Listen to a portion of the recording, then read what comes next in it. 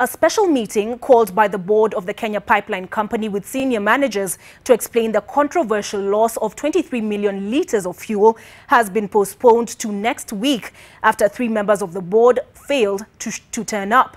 This comes as oil marketing companies demand to know what happened to the fuel they had purchased.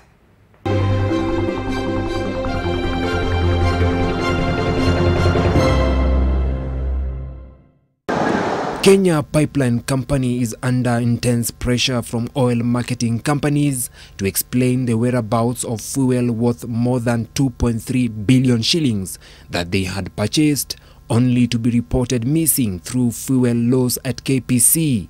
The KPC board was scheduled to have a special meeting with the KPC senior managers to explain the loss of 23 million litres of fuel. However, the meeting flopped after 3 board members, Jinaro Kibet, Eric Korir, Felicity Biriri, failed to turn up.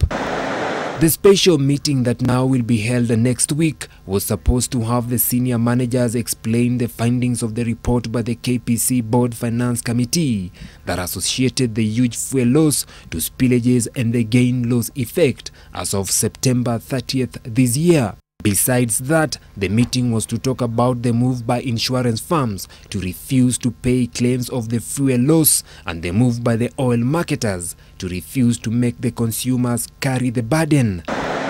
Gain-loss computation involves the difference between the physical oil stock and the book stocks, which is pegged at 0.25% accepted by the industry.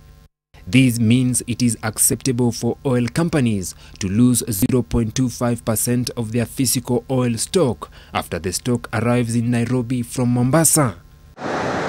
However, sources within KPC say officials have been running a racket that cooks books to overstate the amount lost from tiny leakages that end up being recorded as spillages.